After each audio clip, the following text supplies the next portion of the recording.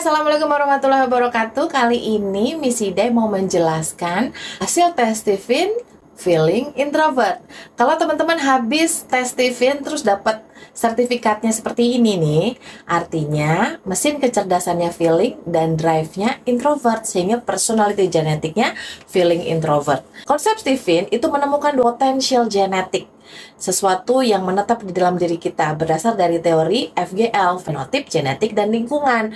Fenotip artinya sesuatu yang nampak pada diri kita. Ternyata terdiri dari dua bagian, yaitu genetik yang menetap dan lingkungan ala asuh, pola didik, dan sebagainya. Nah, kalau teman-teman pengen lebih banyak mengerti tentang genetiknya, pahami 5 bagian ya: jenis kelamin, mesin kecerdasan, drive, kapasitas otak, dan golongan darah. Nah, kali ini Miss Ida mau membahas tentang 2 bagian, yaitu mesin kecerdasan dan drive-nya. Kalau hasil tes Stephen-nya feeling introvert, artinya dominasi belahan otaknya adalah di bagian kanan bawah. Di sini terletak organ-organ untuk memproses emosi sebagai pusat emosi. Dan lapisan otaknya ada di bagian dalam. Feeling, kata kuncinya berasal dari perasaan lah ya, artinya ya. Feel, merasakan.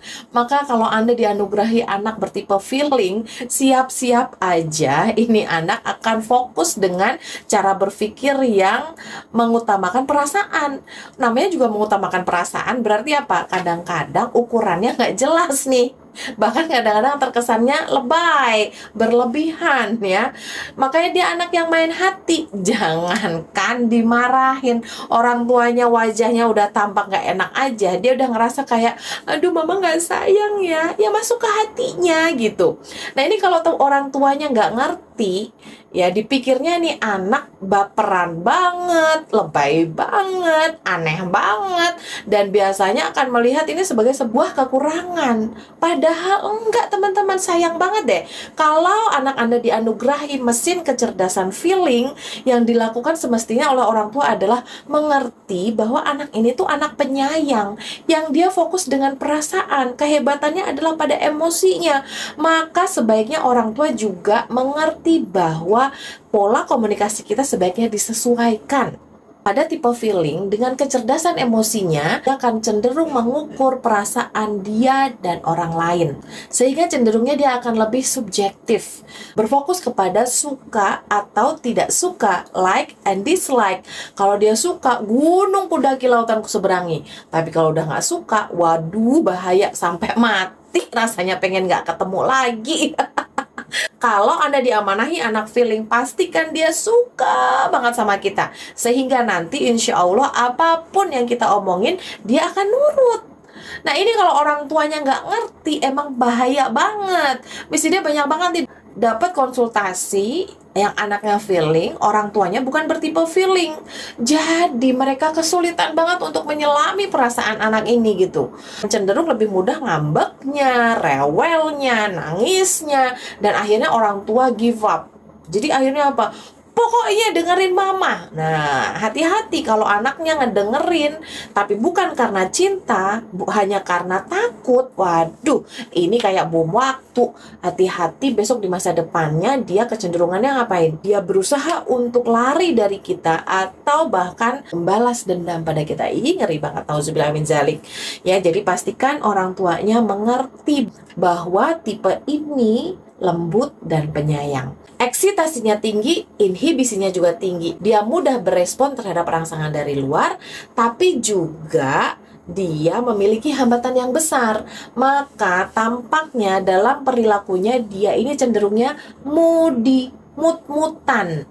Kalau dia suka, ya akan ngikut. Tapi kalau misalnya ada sesuatu yang menghambat dia, jadi membuat dia nggak suka, waduh, bisa tiba-tiba gagal total. Contoh ya, dek pergi yuk, ayo, gitu. Hanya dalam prosesnya mau pergi, tiba-tiba misalnya baju yang dia cari nggak ada, tas yang dia suka nggak ada, lalu kemudian orang tuanya mulai marah-marah, udah deh, jangan ngarep itu dia akan bisa pergi. Yang ada, udah deh nggak jadi deh kalau gitu deh. Kalau nggak ngamuk-ngamuk, aduh, ini banyak banget ya kejadian seperti ini. Maka gimana cara mengatasinya? Pastikan anak feeling itu berada dalam mood yang positif terus. Ya orang tua perlu paham nih, jangan sampai kita ngerusak moodnya dia. Gimana caranya? Kita banyak setuju dulu sama dia. Jadi kalau dia punya keinginan, say yes aja dulu deh. Jangan dibantah. Kalau kita membantah, maka dia akan bikin border terhadap diri kita. Dan ini akan sulit banget untuk menggerakkan dia karena dia kecenderungannya akan berbalik untuk melawan kita dan menyakiti hati kita. Nggak pengen dong menjadi musuhnya anak feeling, karena kalau anak feeling ini yang chemistry-nya cinta, yang dia keinginan terbesarnya adalah untuk dicintai dan mencintai orang lain, bahagia banget kalau kita adalah menjadi orang yang paling dia cintai. Wah, kalau udah kayak gini teman-teman, surga banget deh. Rasanya akan mendapatkan sahabat yang asik. Anak kita akan menjadi pendukung setia banget. Wah, keren banget. Nah, namanya genetik potensial, teman-teman. Ini akan bisa bergerak positif dan negatif. Kalau potensi ini bergerak positif, maka kecenderungannya adalah anak feeling itu menjadi anak yang bijak, jago mempersuasi, persuasif. Kekuatannya memang di komunikasi. Suatu hari kalau dia berprofesi dalam urusan manusia, maka dia insya Allah akan mudah untuk meyakinkan orang. Dan pada akhirnya banyak orang yang akan mengikuti dia. Keren kan? Kekuatan berikutnya adalah dia empatik, bisa merasakan perasaan kita. Syaratnya tadi, dia mesti suka sama kita. Kalau enggak, dia juga akan jago menghancurkan hati kita ya. Lalu, ciri kalau dia positif adalah hangat. Waduh, kalau berada bersama anak feeling positif tuh rasanya aduh ngangenin gitu. Karena dia full of love, selalu bilang I love you, I love you. Aduh, penuh cinta. Ada, tapi dibaliknya kalau dia negatif nih, hati-hati ya teman-teman. Kalau misalnya nih orang tuanya, lingkungannya tidak mengerti dia, bahkan cenderung untuk merendahkan dia, menyakiti dia, hati-hati dia akan menjadi anak yang keras hati. Kenapa? Karena dia nggak pengen terluka, dia mengeraskan hatinya. Dan ciri berikutnya adalah dia tukang obral janji. Tujuannya apa sih? Biar cepat urusannya. Iya aja deh gitu. Kayak berjanji, iya gue janji besok nggak gitu lagi. Padahal ya gitu lagi akhirnya. Dan kecenderungannya apa? Nyalahin orang. Ya, nyalahin orang, nyalahin dunia. Dan egois sehingga kemudian menjadi pendendam. Aduh, sayang banget deh. Potensi-potensi yang hebat seperti ini, yang harusnya dia bisa jadi orang yang komunikatif, yang bisa mempengaruhi orang lain, tapi karena lingkungannya belum tepat, bisa jadi sangat negatif. So, teman-teman, pastikan kita sebagai lingkungannya mengerti dia. Dan yang penting lagi adalah memahami satu bagian lagi, yaitu namanya lapisan otaknya. Pada tipe feeling introvert, lapisan otaknya yang aktif adalah lapisan dalam. Karakter lapisan ini rapet-rapet, maka mesin feelingnya dikendalikan oleh dirinya sendiri. Dia ingin dicintai oleh banyak orang, maka penggemblengan terbaik adalah ketika kita menjadikan anak feeling ini sebagai anak yang mampu memimpin dirinya sehingga dia menjadi teladan dan dianggap pemimpin oleh teman-temannya, oleh lingkungannya, sehingga dia bisa mempengaruhi. Dan ini akan membuat dia tampak dicintai oleh banyak orang, fansnya banyak.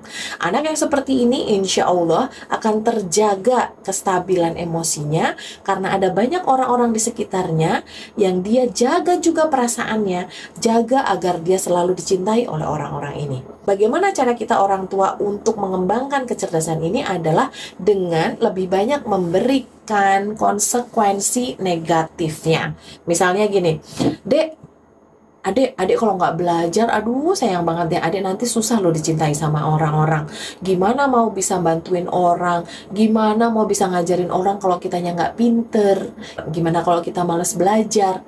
Gitu. Begitu dia mendapatkan tantangan tersebut, insya Allah dia akan menjadi semangat untuk belajar dengan tujuan dia dicintai oleh banyak orang. Dianugerahi anak yang kecenderungannya mengekspresikan cinta dengan berlebihan, saran Miss Ida adalah jadi lebay juga aja. It's okay ngegombal sama anak selama dia bahagia. Jadi jangan malu untuk bicara I love you adek, my princess, luar biasa, mama cinta banget. Nanti kalau anak-anak ini sudah merasakan betapa orang tuanya cinta sama dia, insya Allah akan mudah banget untuk kita mengarahkannya. Diamanahi anak feeling yang cerdas secara emosi, mudah-mudahan kita bisa menjaga, menjadi orang tuanya yang mengantarkan dia pada kemampuan terbaiknya. Kenapa Miss Ida bicara tentang anak? Karena faktor genetik akan lebih murni ketika terjadi pada anak-anak.